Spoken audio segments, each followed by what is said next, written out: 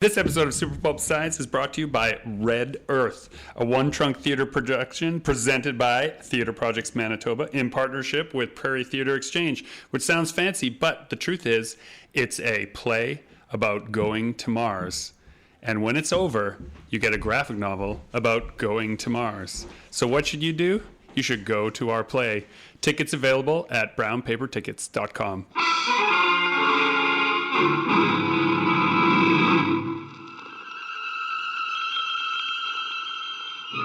Attention, citizens. It's time for Super Pulp Science. Hello, this is Super Pulp Science, where we talk about how genre gets made.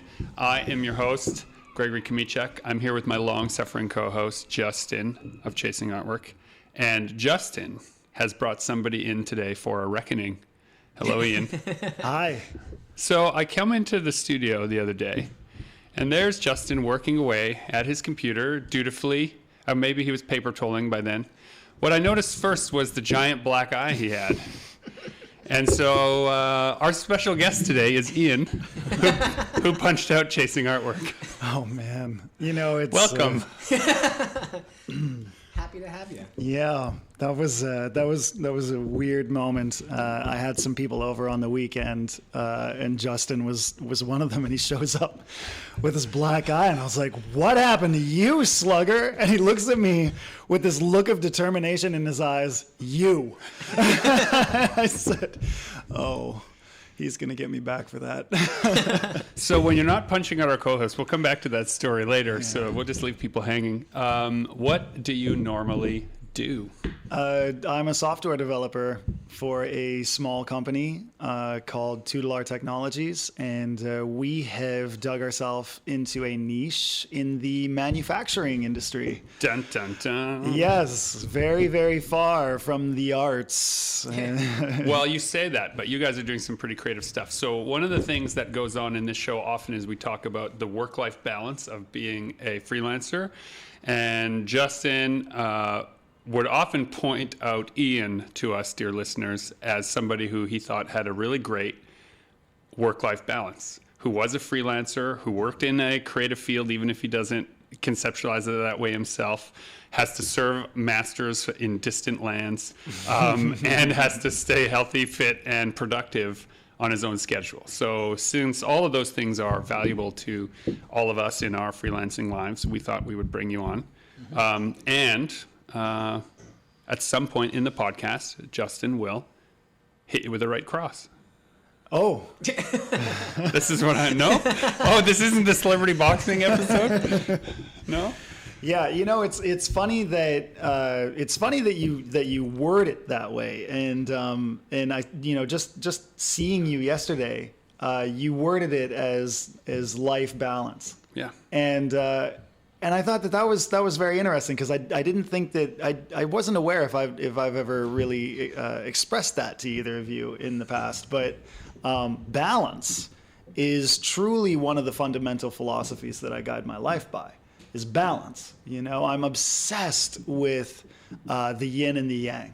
That symbol yin yang is engraved in my mind. You know, I don't have any tattoos. I figure if I ever had one, it would just be a yin yang, not stylized. I think nothing. the 90s ruined that a little bit for you. They might have. Maybe.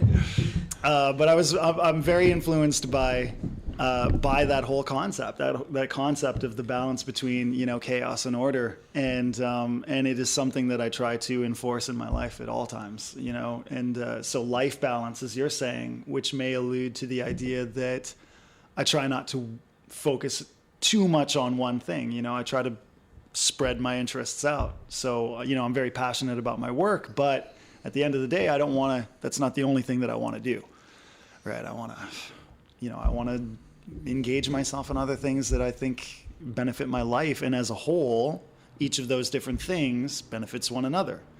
You know, you can't just devote yourself to one thing 100% of the time and expect to be good or healthy with it. I think that you need balance in your life. And I think that's what we see with a lot of, especially artists. I'm thinking of like some particular examples of people who start doing artwork or comics full time, and then just that is all they do. They sit indoors, they sit in their room or in the basement, and they go until they start to basically burn out, and usually health declines a little bit and they just start to get a little miserable. And it just seems like a very hard thing for a lot of people to find that balance, to find any kind of balance, because they just want to focus on the one thing, and that's not a healthy thing to do. It's unsustainable. Yes. Yeah.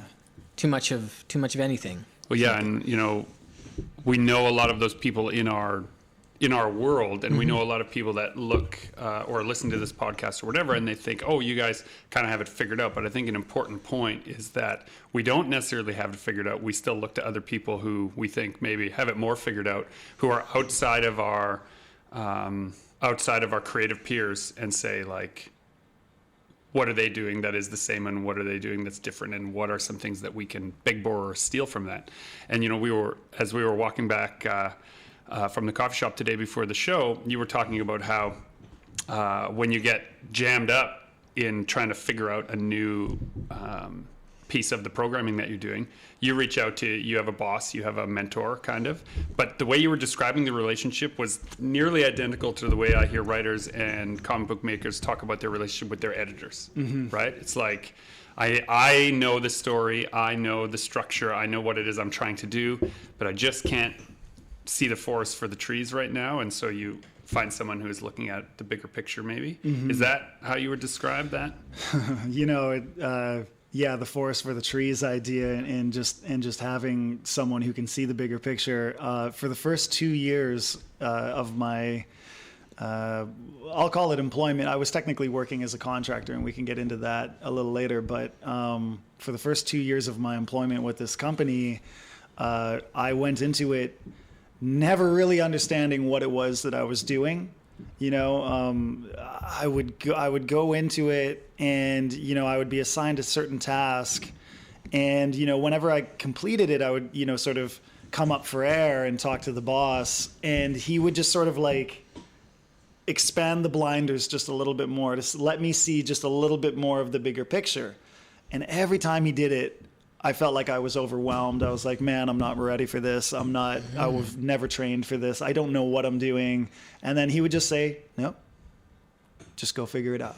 It's funny, this identical conversation I had with some people who are writing for Marvel Comics when there was some strict editorial in the late 90s and the early 2000s where just the politics of how they had to write, they didn't know what the big story arcs would be, so they would only be revealed like, okay, you're doing these 2 issues and it should contain these kind of characters and this kind of content. Write your story, but we're not telling you what the bigger picture is until you turn it in, and then we'll expand the purview a little bit more, then a little bit more, and then a little bit more. Yeah, and each time, I would just be this feeling of overwhelm would it was really scary for the first little while until I just eventually became desensitized to it. I just knew that whatever it is, my initial reaction is, I don't know how to do that, or I'm not ready for that, or whatever it is. But, thankfully I've got a great relationship with my boss, and he just said, you'll figure it out. Just go figure it out. And I did every single time. And so I'd go figure it out. I'd work on something. I'd put it all together, and then I'd do it again. Hey, what's next? And then he'd reveal a little bit more, and it's like, oh my God, this thing is just never ending. So now I'm just at a point where I know that this is a really big project, and I know that there's a lot of different moving pieces that I'm unaware of so far, but we'll get there. All the time you are keeping the continuity going, bending, stretching, everything, you just keep it moving. And is that kind of the journey to, like, it just makes me think of when I started working as a designer, when I started working in video games, if they had told me the entire scope of the project and everything that was going on, I would have been like petrified. But because it was like, you're just doing this character and this one little animation, like that's it. That's you. Right. And then eventually, okay, now you're taking like all these characters and this environment. And then eventually it was like this level design and blah, blah, blah. And is that just kind of you growing as a professional and learning to handle more and more until you can handle that big picture? Is that something probably healthy to have in your career? I think so. There's also a parallel, I think, in the writer's life, in that you have this idea of what your body of work is supposed to be, but you can only do it one little piece at a time, right? And every time you strike upon a theme or an idea or like a core belief that you want to infuse into your work, either subtly or overtly, you realize that you're never going to be able to get it in everywhere. And maybe it's just your ego, or maybe it's just your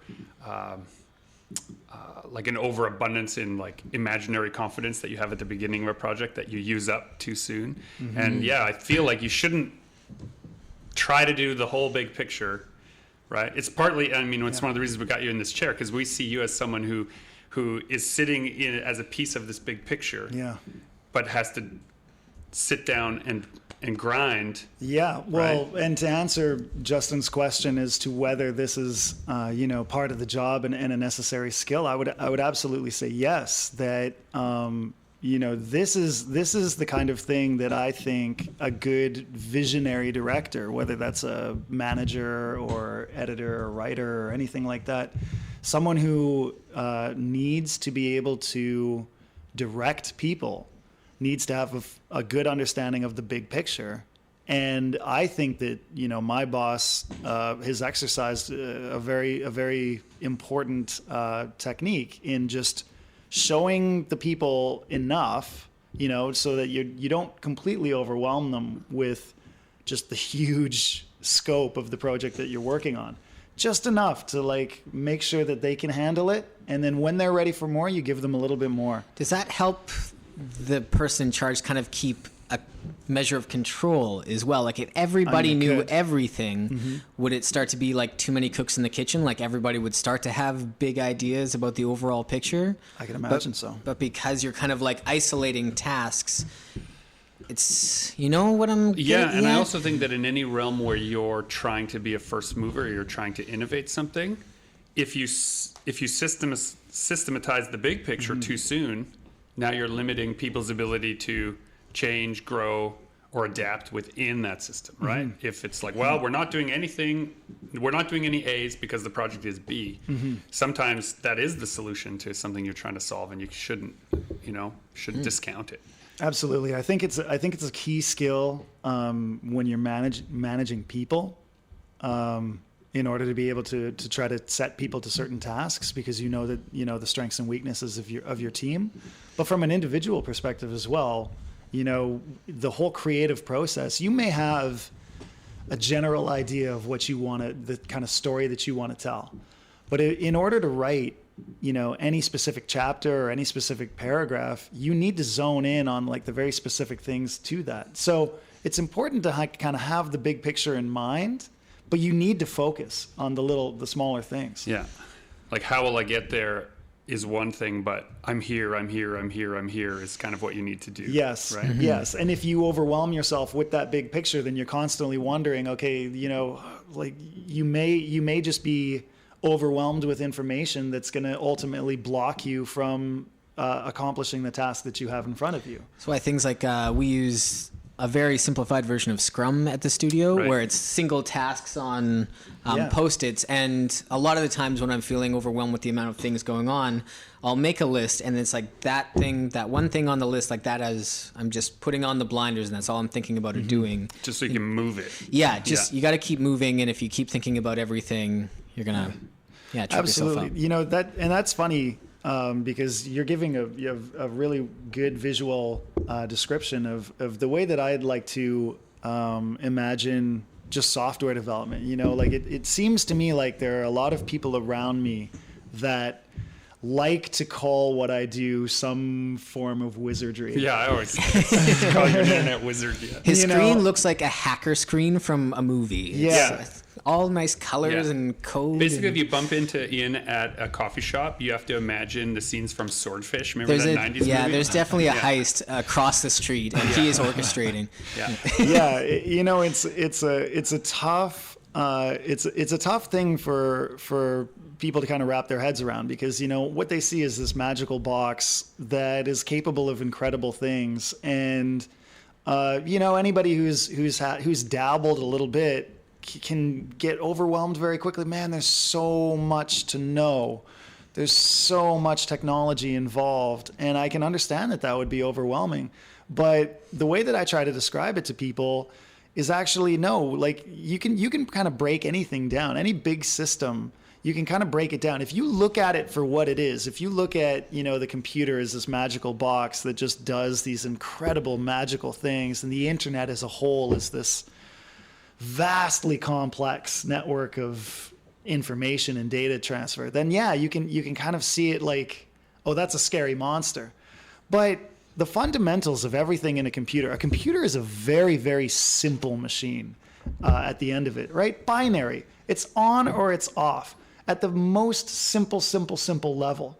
So all you need to do when you approach a giant problem like that, such as software, but also such as, writing a story or, right. Constructing World any of building, build a whole universe. Yeah. Yeah. You take that big problem and then you divide it into smaller problems. And if those problems aren't small enough for you to wrap your head around, then you break each one of those down into smaller problems. And then you create this pyramid, right? And at the very bottom of that pyramid, you've got like 1 million extremely simple problems. And you can wrap your head around those very easily. Right. So once you start, figuring out all those little problems at the bottom, then you just start reassembling it back up to the bigger problem, to the next level, to the next level, to the next level. Then you've got, a computer. So for the dear listener, think of it in terms of the 20 questions game, right? The game 20 questions, you think of something, right? Anything in the universe that you can think of, and then I have 20 questions to figure out what that is. Questions. Right? Yeah, and they're yes or no questions. They're bits, right? They're yes or no. They're either on or they're off. And you can take you can take a universe full of knowledge and sum it up to a koala, right? In 20 questions. So when you're talking about breaking it up, that's how I see it in my head. It's like, okay, I can gather that. Yeah. But to me, it still feels like a magic box that does what I say when I click the button, right? Yeah, it just depends on how far into it you want to go and how much time you have to spend on it. But when you're talking about your life's pursuit, then get into it. Dive in, figure it out. When you want to move, you're moving. And when you move, you are determined to move, not taking anything less than that. If I want to punch, I'm going to do it, man. So to the lay person, the person who is like, if we separate cars and drivers, right? So if the computer is just suppose it's there and I get into it, I'm not a mechanic. I don't know. I can't build a car. I can't fix a car. Some mechanics are drivers and some drivers are mechanics, but some people just get in, turn the key and hope it will work, right? Sure. So I see the innovations that are happening under the hood. If I look at a car, if I remember when I would tinker around under the hood a little bit with my dad or my uncle was a mechanic, right? And he would be, in the 80s, he would have me look under the hood. When I look under the hood now of cars, it seems vastly more complicated to do the same task than it was then, right? There were a certain number of parts that made logical sense, and now it seems to extrapolate and get more complicated. This is the phenomenon of specialization. This is something that human beings have been using for thousands of years. We keep building on top of everything, and the more specialized people get at certain things, the more incredible that one little thing can be. That one little piece of the puzzle is just that much more complex. And so, to try to carry your analogy forward here, when you look at an old car, you would have a mechanic who would understand the entire thing. Yeah. And, just any car comes in, they know the moving parts, they know all the things that make an engine, they can fix it up. But nowadays, cars are so complex that, you need a specialized mechanic.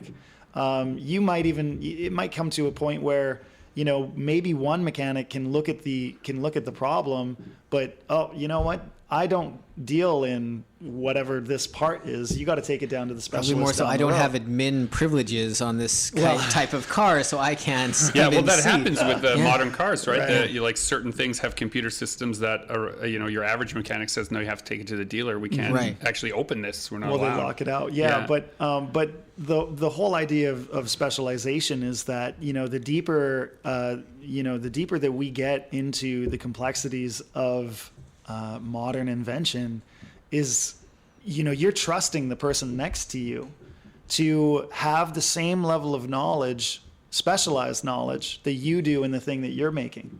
And then you need somebody, someone who can kind of fit all these things together. Right. Which, when we're talking about Red Earth, it is all these moving parts. There's a director whose job it is to orchestrate. They're more like an orchestra. They're like the conductor. Yeah. They just let everyone play their parts. So I have a question. Let's, for the dear listener's sake, I'm going to qualify your job as every day Ian's job is to fix the internet. Okay? Which is a big idea. It's too big. So let's go down to the bits. What does a day for you look like in this job of fixing the internet? Like from wake up to from getting up to going to bed. And I'm interested in one of the reasons I wanted to bring you on the show and talk about this was your actual work schedule and how you've kind of regimented that. That was something that I really struggled with the one time I've tried to work from home. It was a miserable failure, I think. And so I never really tried to do that again. I immediately went into a studio space, and things have been a lot better since. Our studio space is like the software patch on our inability to work from home. But you have, It's tough, man. It really is. Whenever I tell people that I work remotely and that I kind of adhere to my own schedule, the immediate response typically is, "Oh, that must be so nice." And it is. Don't get me wrong. It's great. It's great. I can take a morning off and come record a podcast with some of my favorite human beings. But it also means that I'm going to have to make that time up later. Right. Yeah, it's really hard. And I think that the secret to my ability to do it is that I use routine. Routine is an incredible tool.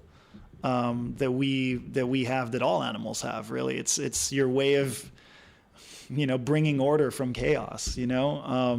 If I don't have a work schedule mandated to me the way that most people do, well, now everything's all of a sudden open.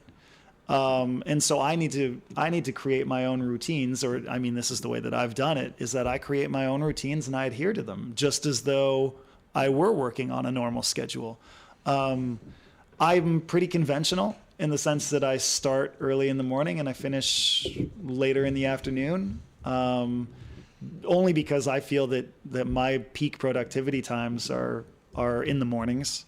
But I know that, there are a lot of people who work really well in the evenings. You just work until ungodly hours of the night sometimes. I'm kind of back and forth. I'm on kind of a morning schedule right now.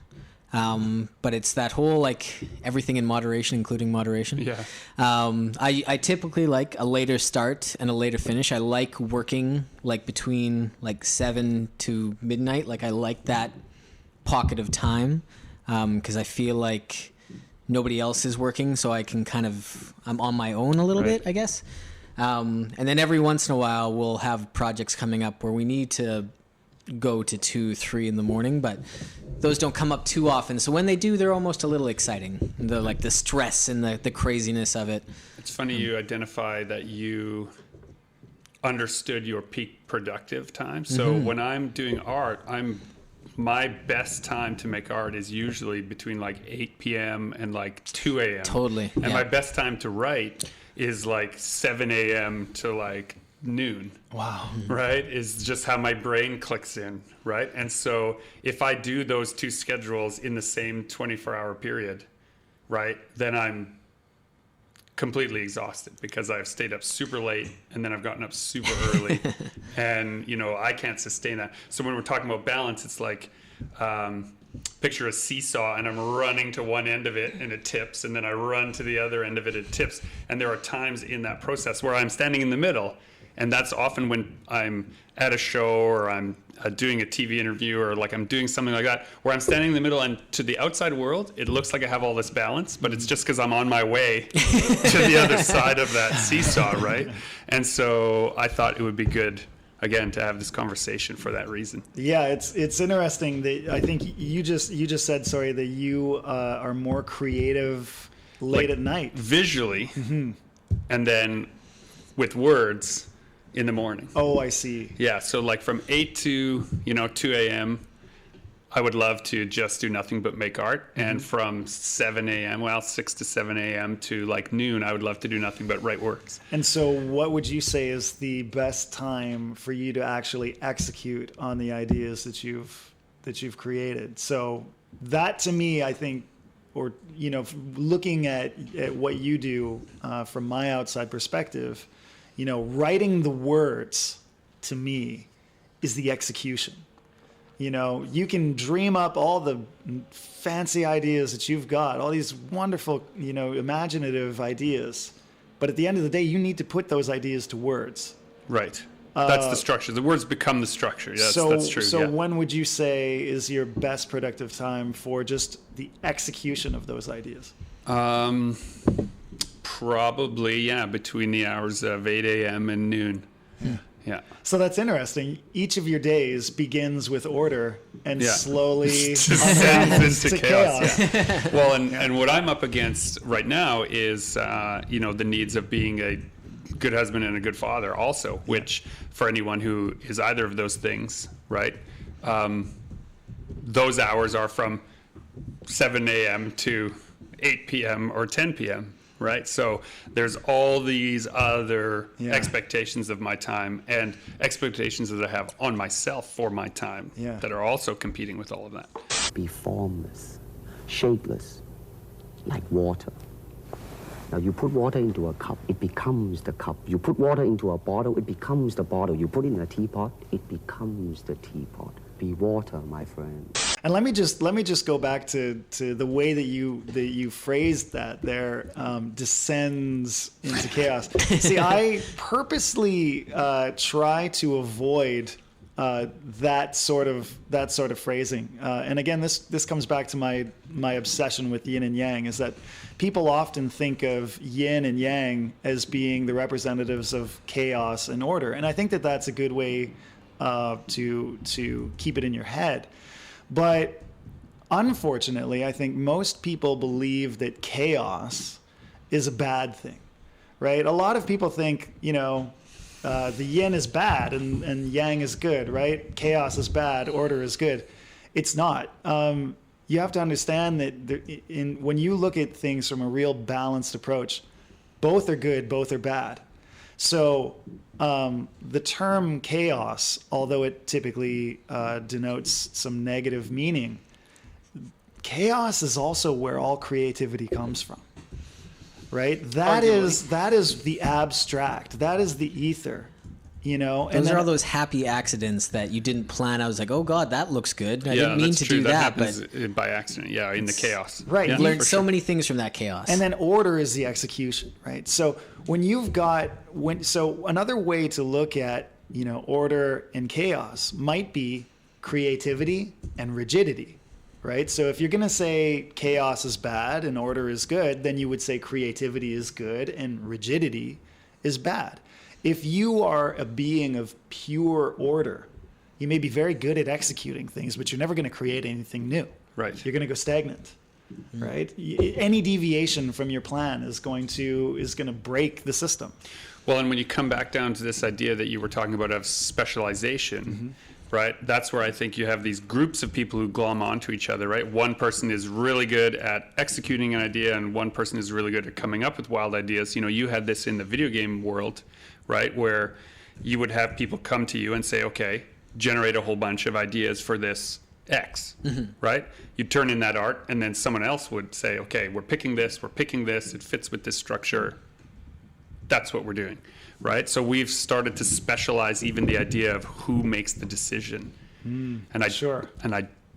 Personally, I don't know that that's necessarily good in the long run for like. Well, you need a benevolent dictator. Don't you? But I mean, specialization is it may be unsustainable as well, because you're right. Who then is capable of making those decisions to glue all those pieces together if that person is so specialized in the fundamentals of decision making that they don't have any room for understanding of the individual parts. Right. I don't know. It's a tough one, but I think that, you know, this whole chaos and order thing is an important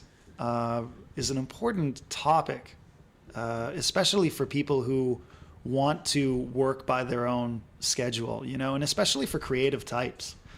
You know, you guys work in this space where you're creating these wild ideas and you're exploring, you know, the depths of your imagination. But then when do you execute that? And how do you keep yourself to a schedule? And how do you stay motivated to actually produce the work that's going to sustain you?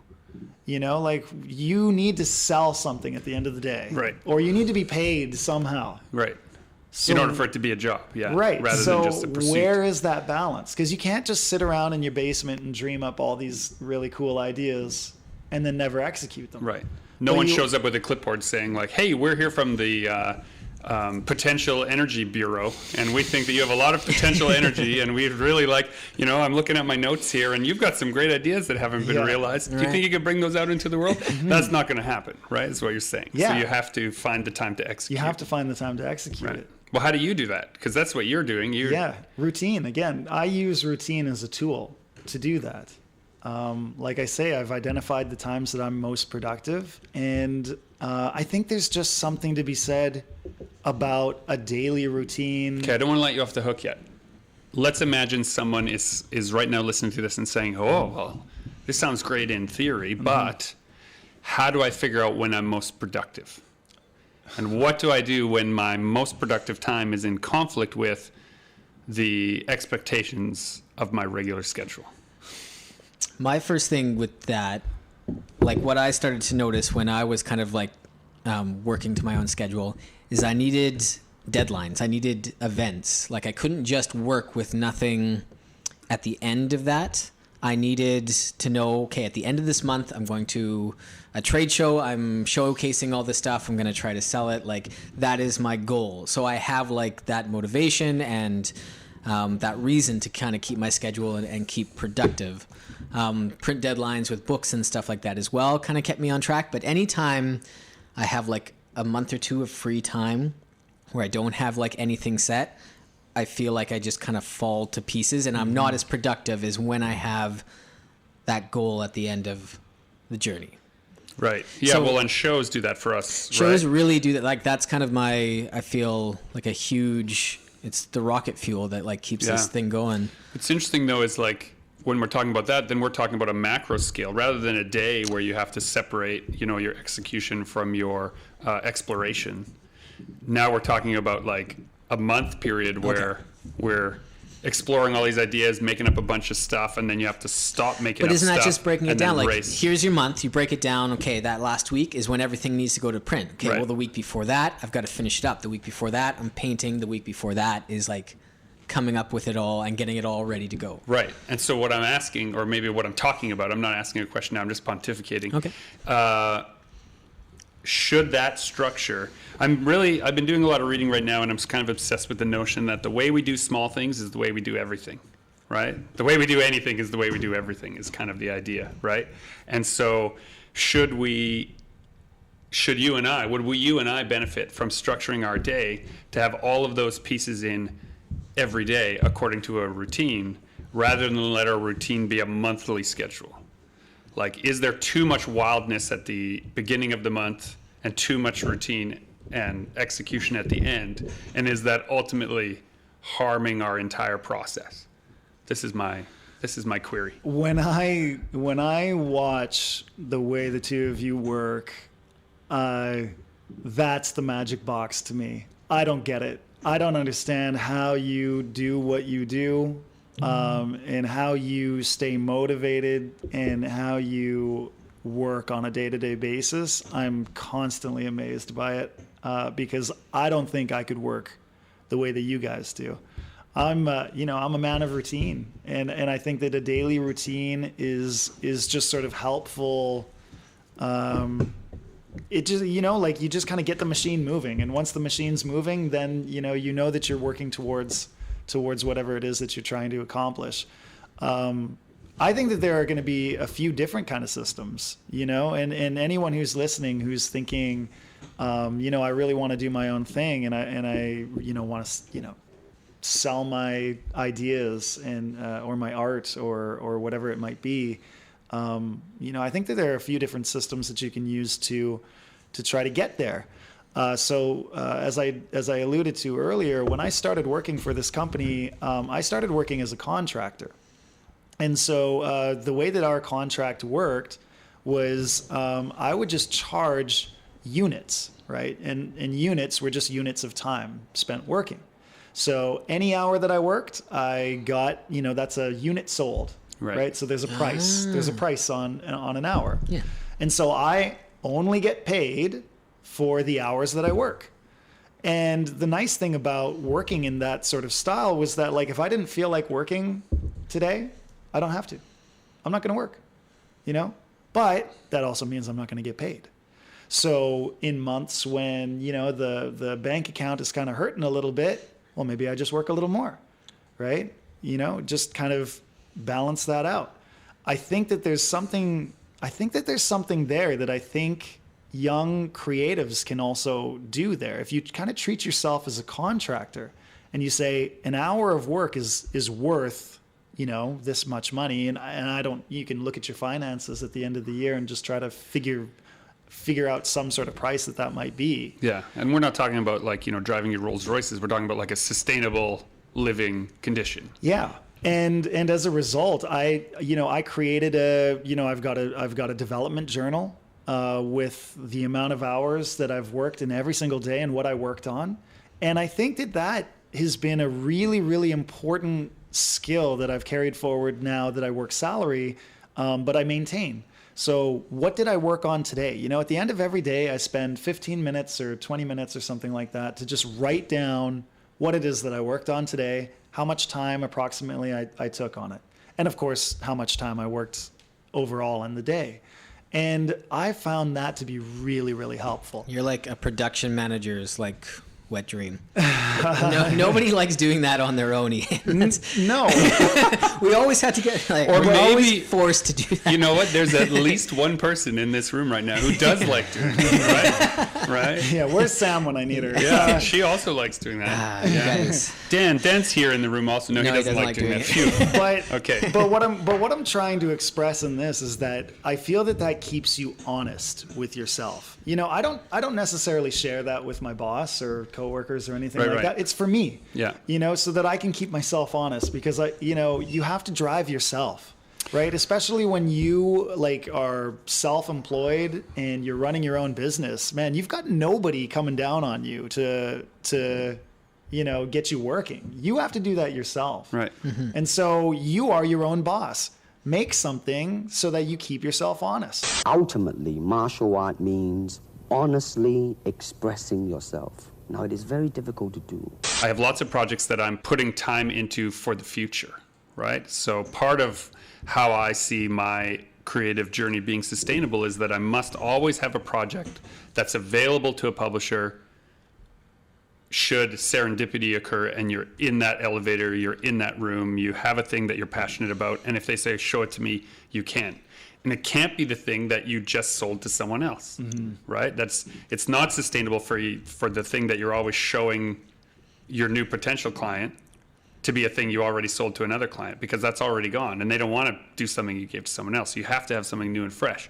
So what I've found the real benefit in this last year of putting the board up and using the Scrum system is that I keep myself honest in that, okay, these 5 things I did aren't paying me now, but I did them and I know these have value in the future. They build up that potential energy. Those baskets of eggs are going to be... Yeah, right? They might pick those up later. They might turn into chickens or velociraptors, depending on how you heat them up. But that's where I can feel the balance tip. So if I'm putting too much into the future, then the present is suffering, right? And that's when you're talking about the bank account, the project, right? Where you're like, okay, I got to put more into the present day pile in order to tip the balance back, right? Not always be like dreaming of the future project, but staying grounded. And that's been my actually, balance. it's kind of come up for both of us in the last couple of months.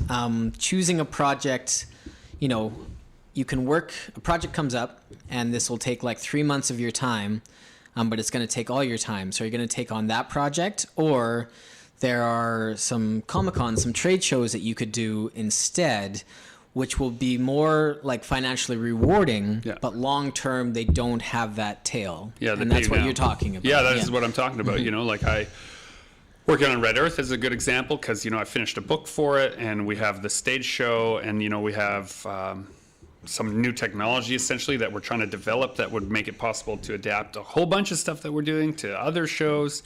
And so I'm having to put all my time and energy into this gamble essentially that may or may not pay off. And then you're trying to balance, like when you're talking about finding that balance, what is the thing that's good no matter what? Like for me, one of my sort of touchstones was, if the show is terrible, if the technology fails, if nobody likes our stage show and we can't mount it in other cities and other places, I have a book that I finished during that time, and I can go and do what I normally do, which is go and sell that book to other places. Does any of that translate into what you're doing? Like if tomorrow the company you're working for just closed its door and it's no longer a thing, all these little elements that you've built over time, is that something that you can turn into something else? Yeah, what if the internet was over? Then what would you do? Well, just, the way that we can recycle our work into other things and kind of transmute. That depends a lot. I mean, technically, the company that I work for owns the software that I've produced so far. So no, I wouldn't be able to turn around. The tricks you've learned, the things that you've gained from it. Absolutely. I mean, I've learned an unbelievable amount in the 4 years that I've been working for this company. You know, knowledge is that's the thing that's going to be that I'd be able to turn around and do. You know, if my company sunk tomorrow, I'd either have to start something on my own, which I feel I'm a little bit better equipped to do from a technological standpoint. I don't know how to run a business. I don't really want to know how to run a business. Right. So I'd have to figure, somebody else out to help me with that. Or I would go into whatever tech companies I think are really cool and explain to them what I did. And, if I can express my technical abilities in a way that they can understand, then I suspect that knowledge would carry over. But no, not the actual product. Something that I believe is really, really important in keeping myself motivated and keeping myself sort of on track is a sense of reward and punishment. Because if there is no consequence for your action, positive or negative, then how do you sustain that action? And when I was working as a contractor, it's very cut and dry. If I don't work today, I'm not going to get paid. If I work today, I'm going to get paid. But that's something that I'm really interested about the two of you. Do you have any sort of... definitely that, yeah. Is there a reward punishment type? Yeah, you going go first. to a convention and having that new piece like fly off the shelf. Or not. Yeah. And it's always a bit of a gamble. That's huge. Having like and you've helped me out at these shows before, so you've kind of seen firsthand.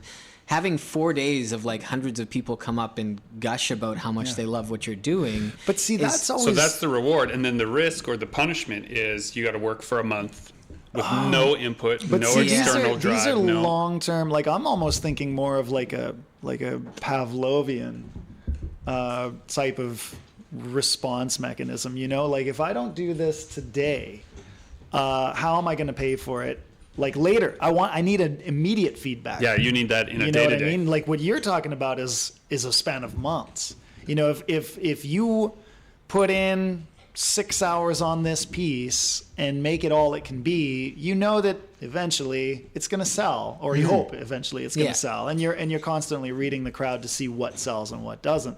But on a day-to-day basis, how do you keep like a reward or punishment type thing? One thing that I've done ever since I started teaching was a change in mindset of the have-tos versus the get-tos. Oh. Right? It sounds silly, but if you wake up in the morning and you say, I get to wake up early today, and I get to go teach some kids, and I get to like work over my lunch break on something that I wanted to do, right? Mm-hmm. It changes from, I have to get up early. I have to teach all these kids. I have, right? And if you just switch it to a proactive role, I find that the reward is the task itself. Right? That I try to get myself into the mentality of not, I have to drive to Calgary 16 hours, but I get to listen to audiobooks. I get to have a conversation with my editor. I get to have... So it's a matter of perspective. It's 100% perspective, right? Yeah. There is no good or bad, but thinking makes it so. Man, at the end of the day, if you get to make money for doing what you love, then, you're winning. Right? There's going to be some days where you don't want to wake up and you don't want to do this, but man, like... But even when you have shit days, and the day is going to be filled with stuff that you'd rather not, like the rather not days, right? You still have to get yourself into the mindset of, right, I get to get all this shitty stuff that I have to do this week done today. Right. And that is part of that risk reward for me. That's where that balance is. It's something that, my friend Cal calls it bulletproof optimism. That's her own word for like how she sometimes has to look at things like everything's a risk and there's no way to know if it will turn out. So you just need to turn on your bulletproof optimism and actually, that's jump a great into the way fray. that I think that describes Greg pretty well. I Bulletproof think so. optimist, right? But it's not, it's if you're always that way, then it's going to tip, that balance tips out, right? So, having a wife whom I love and trust, who I don't have to be that person for her in the arena of our marriage and our parenting. I don't have to always be the optimist for that because we're figuring it out together. It lets me tip the other way. And so when I find... when you're talking about that risk reward, when I find I have to dump too much and expect too much from my loved ones to refill my optimism bucket, that's when I know I need to sort of sort out my own balance again. But see, that balance again is important. And I would bring this back to your get to have to thing. It's that you don't turn all of your have tos into get tos. Acknowledge that there are have tos. And embrace them. Yeah. You don't have to put a positive spin on it. Some days you're going to have a shitty day. Sometimes you're going to have to do some shitty work. But by doing that stuff that you have to do, right, you get to do those other things. Yeah, this idea that everything needs to be stress-free and everything needs Absolutely to be not. amazing all the time is just silly and it's not attainable. And I think people get stressed out because they get they anxiety, think there are people out there well, who and it's don't true. have bad Someone days. who sees only your best days assumes, like you even Which, said, like you get welcome to to make the money internet, doing the thing that you most love to do. Well, there's a lot of stuff have tos that we don't love to do. Yeah.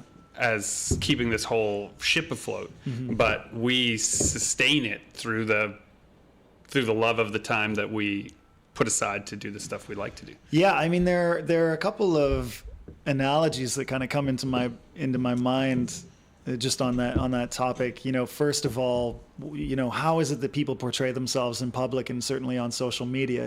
Like you're always presenting your best self.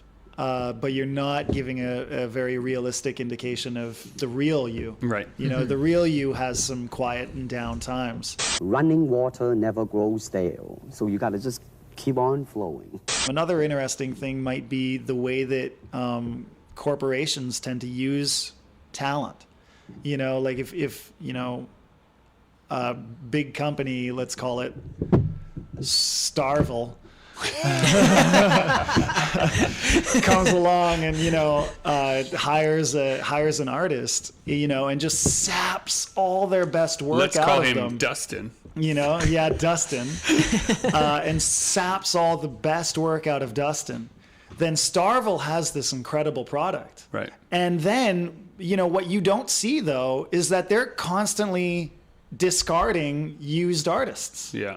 Right. And so it's like, hey, get the best out of this person, this talented person, and then on to the next. It's like a juicer. They squeeze the orange until there's nothing left and throw toss the box it away, get a new box. Yeah. And so that can create the illusion that, Starville keeps on putting out this top-notch product, but it's not the product of any one person. It's not sustainable to an individual's life. Right. Whereas the two of you need to sustain, because this is your life. Yeah. You can't just take a contract with Starville and let them juice you out. Right. And then, what's left of you? What do you do after that? And that comes back to that thing I was saying about that 3-month project Yeah. that might have had a tail, but instead I chose to do the conventions, which are an income and finances I can depend on.